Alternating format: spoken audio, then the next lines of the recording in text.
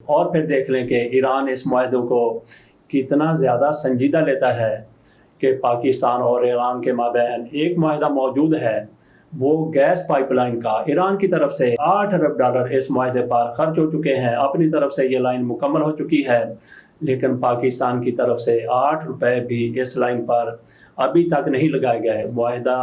معاہدے کی تاریخیں ختم ہو چکی ہیں کہ ہو سکتا ہے کہ جنگ ہو اور ایران بھارت کا ساتھ دے۔ اگر ایران بھارت کا ساتھ دیتا ہے تو پاکستان کے لیے سراسر یہ نقصان اور گھاٹے کا باعث ہوگا۔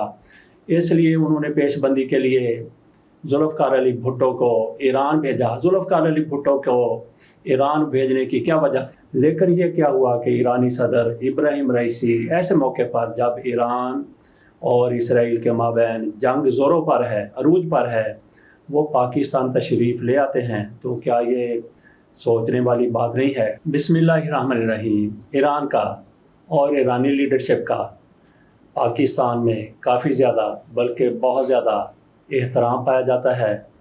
ایرانی صدر ابراہیم رئیسی گزشتہ ماہ اپریل میں پاکستان 3 روزہ دورے پر تشریف لائے۔ ان کا پاکستان میں والہانہ استقبال کیا گیا، مگر یہ لمحہ فکریہ ہے کہ اسرائیل اور ایران کے مابین جنگ لگی ہوئی ہے، ایک دوسرے پر حملے ہو رہے ہیں، اور کوئی نہیں پتا کہ کس وقت یہ جنگ مزید پھیل جائے، پوری دنیا کو اپنی لپیٹ میں لے لے۔ لیکن ایران اور اسرائیل ایک دوسرے پر حملے کر رہے ہیں، مزید حملوں کے امکان کو بھی رد نہیں کیا جا سکتا۔ ایسے موقع پر آپ کے سفارتکار جو دوسرے ممالک میں ہوتے ہیں، آپ کا کوئی وزیر، آپ کا وزیر اعظم، آپ کا صدر، کوئی بھی عہدیدار، کوئی بھی بیوروکریٹ اگر اپنے ملک سے باہر ہو تو ایسی صورت میں فوری طور پر وہ اپنے ملک آ جاتا ہے۔ لیکن یہ کیا ہوا کہ ایرانی صدر ابراہیم رئیسی ایسے موقع پر جب ایران اور اسرائیل کے مابین جنگ زوروں پر ہے، عروج پر ہے، وہ پاکستان تشریف لے آتے ہیں، تو کیا یہ سوچنے والی بات نہیں ہے؟ قابل غور اور قابل فکر نہیں ہے؟ ایرانی صدر آخر کار کیا مجبوری تھی؟ کیا ضروری ایسا تھا کہ پاکستان تشریف لے آئے؟ پاکستان کا انہوں نے دورہ کیا، یہ دورہ تھوڑا مؤخر بھی ہو سکتا تھا، لیکن ان دنوں میں جب ایران اور اسرائیل کی مڈ بھیڑ ہے تو وہ پاکستان چلے آئے۔ اس حوالے سے مطلوب وڈائی صاحب جو کینیڈا میں آج کل ہوتے ہیں، ان کے ساتھ میری بات ہوئی، بلکہ انہوں نے ایک آرٹیکل بھی لکھا تھا، اس کے بعد میں نے بھی ایک آرٹیکل لکھا تھا۔ مطلوب وڈائی صاحب وہ کہتے ہیں کہ ایرانی صدر کا پاکستان آنا ضروری اور مجبوری تھا، بلکہ اس کے بغیر چارہ کار نہیں تھا۔ آخر وہ کیا ہو سکتا ہے کہ ایرانی صدر کو پاکستان آنا پڑا اور اس کے سوا ایران کے پاس چارہ کار نہیں تھا؟ یہ مطلوب وڈائی صاحب کہتے ہیں۔ تھوڑا سا تعارف میں مطلوب وڈائی صاحب کا بھی کروا دیتا ہوں۔ یہ پاکستان پیپلز پارٹی کے ساتھ وابستہ رہے، بے نظیر بھٹو کے قریبی ساتھیوں میں سے تھے۔ آصف علی زرداری کے ساتھ بھی ان کی دوستی تھی۔ اڈیالہ جیل بھی انہوں نے کچھ عرصہ کے لیے اکٹھی گزاری۔ یہ Pakistan peoples party youth wing overseas کے صدر ہوا کرتے تھے، ہیڈ ہوا کرتے تھے۔ بے نظیر بھٹو اور آصف علی زرداری ان پر بہت زیادہ اعتماد کرتے تھے۔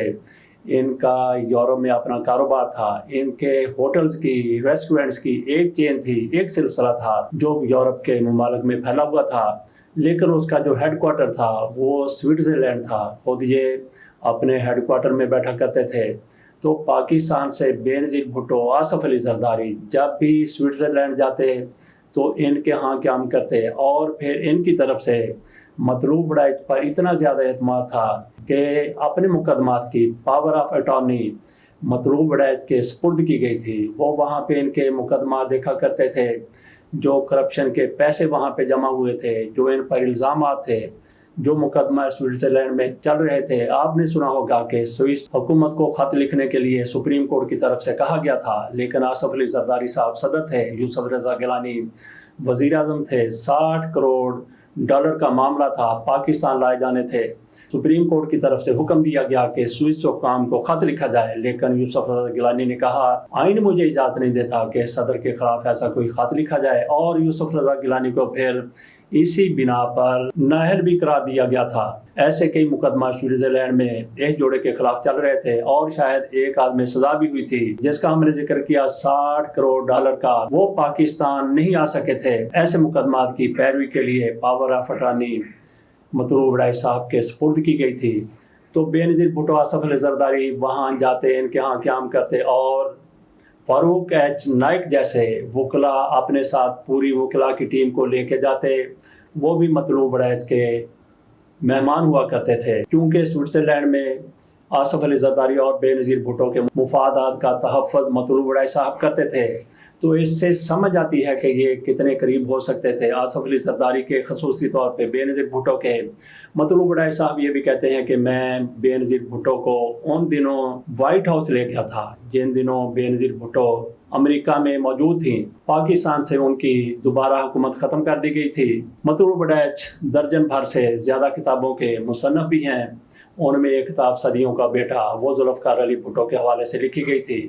تازہ ترین ان کی ایک کتاب شاعری کے حوالے سے آئی ہے۔ مطلوب وڑیچ صاحب کچھ عرصے کے لیے طاہر القادری کے پولیٹیکل سیکرٹری بھی رہے۔ مطلوب وڑیچ کی طرف سے کہا گیا کہ ایران کے پاس اس کے سوا کوئی چارہ نہیں تھا۔ اس حوالے سے انہوں نے جو معلومات شیئر کی ہیں اس کی بنیاد ایک تو یہ ہے کہ ان کے بہت سے پاکستان کے اور غیر ملکی سفارتکاروں کے ساتھ آج بھی تعلقات ہیں، ان کے ساتھ ان کی بیٹھک پہلے بھی ہوا کرتی تھی، اس معاملے میں بھی ان کے ساتھ گفتگو ہوئی۔ اس کے علاوہ ان کا پاکستان کے حوالے سے، پاک ایران تعلقات کے حوالے سے اور بین الاقوامی امور پر گہرا مطالعہ بھی ہے، اور بہت سے معاملات کے وہ عینی شاہد بھی ہیں۔ میں ایک بار پھر دہراتا ہوں کہ بہت سے معاملات کے وہ عینی شاہد بھی ہیں۔ میں نے ان سے پوچھا کہ جناب یہ کیسے ہو سکتا ہے کہ ایران کے لیے اس کے سوا کوئی چارہ کار نہیں تھا کہ ان کا صدر پاکستان کا دورہ کرے؟ انہوں نے کہا آئیں چلتے ہیں 1964-65 میں، 1965 اگست میں آپریشن جبرالٹر ہوا تھا۔ مطلوب وڑیچ کہتے ہیں کہ اس سے پہلے پاکستان اور ایران کے مابین تعلقات کافی کشیدہ ہو چکے تھے۔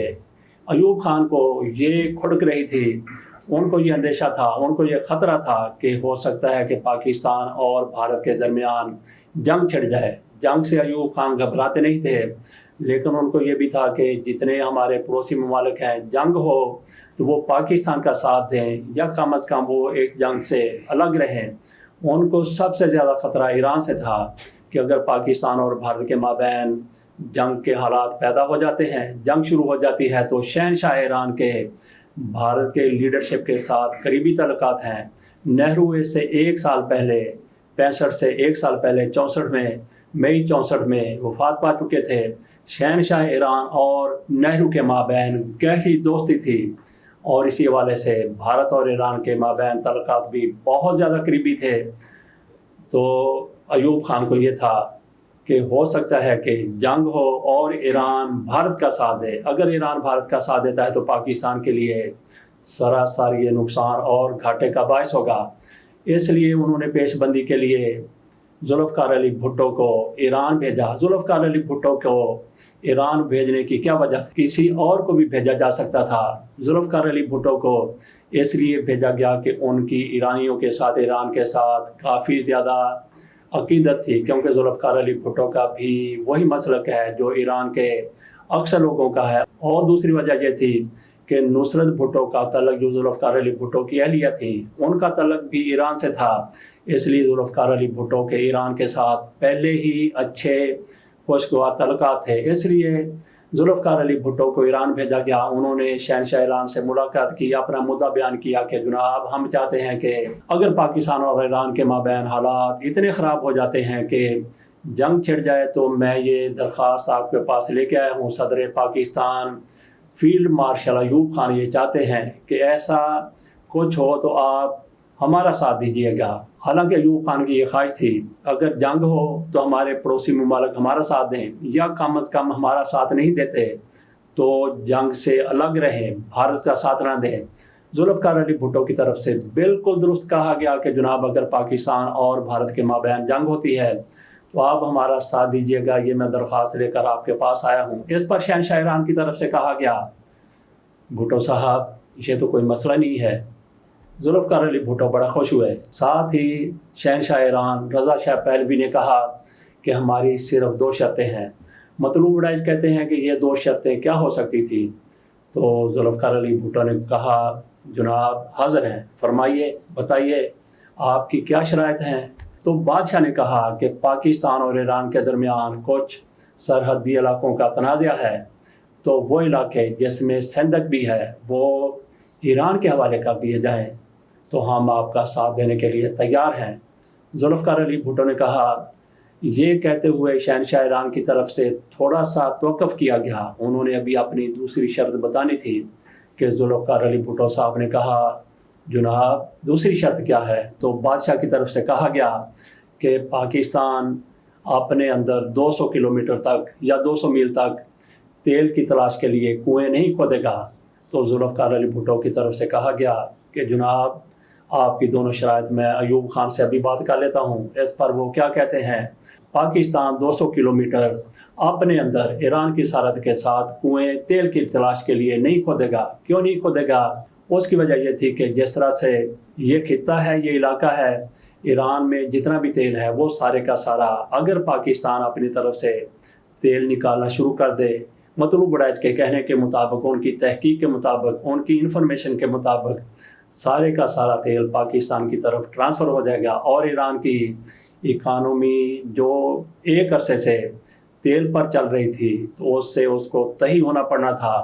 ذوالفقار علی بھٹو کے لیے یہ شرط تسلیم کرنا بہت زیادہ مشکل تھا، لیکن انہوں نے کہا کہ ٹھیک ہے جناب، میں اپنے صدر سے بات کر لیتا ہوں۔ انہوں نے تھوڑا وقفہ لیا، ایوب خان صاحب سے بات کی گئی۔ ایوب خان ہر قیمت پر اور ہر صورت بھارت کو شکست دینا چاہتے تھے، بھارت کو آنکھیں دکھانا چاہتے تھے۔ انہوں نے بلا توقف کہا کہ ٹھیک ہے، دونوں شرائط آپ تسلیم کر لیں۔ مطلوب وڈائچ کہتے ہیں کہ ذوالفقار علی بھٹو نے وہاں پہ معاہدہ کر لیا، ایک تو جو متنازع علاقے ہیں وہ ایران کے حوالے کر دیے جائیں گے، آج سے ایران کے حوالے ہو گئے۔ ان علاقوں میں کیا ہے؟ کہا جاتا ہے کہ ان علاقوں میں تانبے کی کانیں ہیں، تو یہ علاقہ ایران کے حوالے کر دیا گیا۔ پاکستان اور ایران کے مابین یہ متنازع علاقہ تھا جو ایران کے حوالے کر دیا گیا، اور اس پر بھی معاہدہ ہو گیا کہ پاکستان ایران کی سرحد کے ساتھ 200 کلومیٹر تک یا 200 میل تک کوئی کنواں تیل کی تلاش کے لیے نہیں کھودے گا۔ یہ معاہدہ ہوا 30 سال کے لیے۔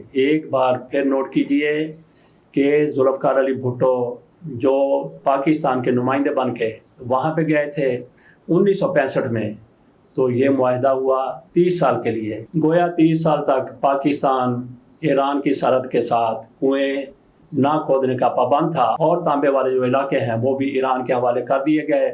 یہ معاہدہ ختم ہونا تھا 30 سال کے بعد۔ 30 سال ہوتے ہیں بے نظیر بھٹو کی پاکستان میں حکومت ہے، 1995 کا یہ دور ہے۔ مطلوب وڈائچ بے نظیر بھٹو کے بہت زیادہ قریب ہوتے ہیں، تو جیسا میں نے کہا کہ بہت سے معاملات کے مطلوب وڈائچ عینی شاہد بھی ہیں۔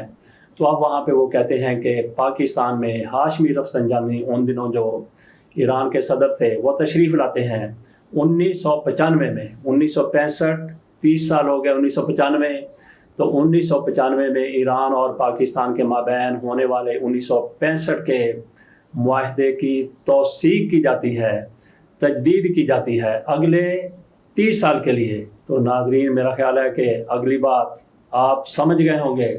اور پھر پاکستان اور بھارت کے مابین ستمبر 1965 میں جنگ ہوئی، تو ایران کی طرف سے دل و جان سے پاکستان کا ساتھ دیا گیا۔ ہم نے تو یہ بھی سنا ہے کہ پاکستان سے جہاز اڑتے، بھارت میں داخل ہوتے، حملہ کرتے، واپس آتے تو پاکستان میں نہیں بلکہ ایران میں لینڈ کرتے تھے، صرف اس لیے کہ بھارت کے حملوں سے محفوظ رہ سکیں۔ ناظرین، یہاں پہ میں تھوڑی سی وضاحت کرنا چاہتا ہوں کہ آپریشن جبرالٹر 1965 اگست میں شروع ہوا تھا۔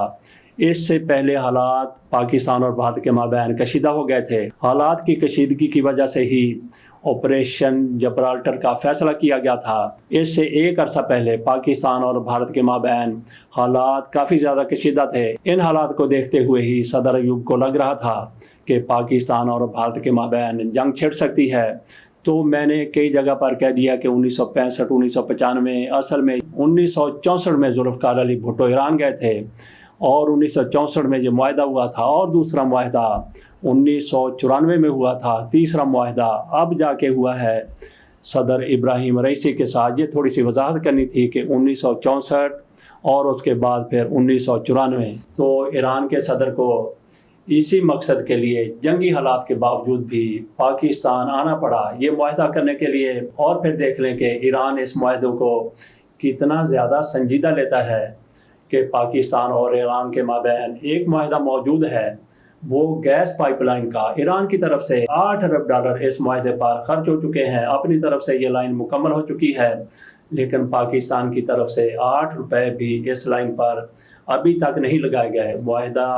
معاہدے کی تاریخیں ختم ہو چکی ہیں، صرف امریکہ کا دباؤ ہے۔ آصف علی زرداری صدر پاکستان تھے، اب بھی ہیں، لیکن ان دنوں جب وہ صدر پاکستان تھے ان کی صدارت ختم ہونے میں چند دن رہ گئے تھے کہ وہ ایران جاتے ہیں تو معاہدے کی تجدید کرتے ہیں۔ کون سے معاہدے کی؟ پیٹرول والے کی نہیں، تانبے والے کی نہیں، بلکہ گیس پائپ لائن معاہدے کی تجدید کرتے ہیں۔ اس کے بعد اس معاہدے پر عمل درآمد ہو جانا چاہیے تھا، لیکن پاکستان کی طرف سے امریکی دباؤ کے باعث عمل درآمد نہیں ہوا۔ ایران کو عالمی قوانین کے تحت یہ حق حاصل ہے کہ پاکستان کو اربوں ڈالر کا جرمانہ کروا دے، لیکن ایران کی طرف سے پاکستان کو $1 کا بھی جرمانہ نہیں کروایا گیا۔ اس کی وجہ کیا ہے کہ اگر ایران ایسا کچھ کرتا ہے تو پاکستان اپنا معاہدہ ختم کر لے گا۔ پاکستان اپنا معاہدہ ختم کرتا ہے تو پھر پاکستان اپنے علاقے میں کنویں کھود لے گا اور پیٹرول نکالے گا، تانبے والی کانیں بھی پاکستان کے حصے میں آ جائیں گی۔ ایران سارا کوئی برداشت کر سکتا ہے، افورڈ کر سکتا ہے، لیکن پیٹرول سے ہاتھ دھونا وہ کسی بھی صورت، کسی بھی قیمت پر برداشت نہیں کر سکتا، کیونکہ ایران کی ساری اکانومی پیٹرول پر ہے، تیل پر ہے۔ ایران پر امریکہ کی طرف سے 46 سال سے پابندیاں عائد کی گئی ہیں۔ ایران کا اگر اب تک بچاؤ ہو رہا ہے، ایران اگر اب تک سروائیو کر رہا ہے تو صرف اپنے پیٹرول کی وجہ سے۔ پابندیوں کے باوجود بھی چین سب سے بڑا پیٹرول کا خریدار ہے۔ ایران سب سے زیادہ پیٹرول چین کو ایکسپورٹ کرتا ہے، بھارت کو ایکسپورٹ کرتا ہے، دیگر ممالک کو بھی ایکسپورٹ کرتا ہے۔ پابندیوں کے باوجود اگر پاکستان کو کھود لیتا ہے تو ایران کی اکانومی کا آپ اندازہ کر سکتے ہیں کہ کیسے گر جائے گی۔ یہی وجہ ہے کہ ایران کے صدر ابراہیم رئیسی ایسے موقع پر پاکستان تشریف لے آئے جب اسرائیل کے ساتھ جنگ زوروں پر ہے۔ جیسا کہ میں نے عرض کیا کہ ایران سارا کچھ افورڈ کر سکتا ہے، لیکن آئل سے، پیٹرول سے تہی دست ہونا نہیں چاہتا۔ ناظرین، ہو سکتا ہے کہ آپ کی معلومات اس حوالے سے مجھ سے بھی بہتر ہوں۔ بہرحال ان لوگوں کے لیے جن کو اس بارے میں نہیں پتا تھا، ان کو یہ بتانے کی کوشش کی ہے کہ ایرانی صدر اسرائیل کے ساتھ جنگ زوروں پر ہونے کے باوجود بھی پاکستان تشریف لے آئے تو کیوں لے آئے۔ اجازت دیجیے، اللہ حافظ۔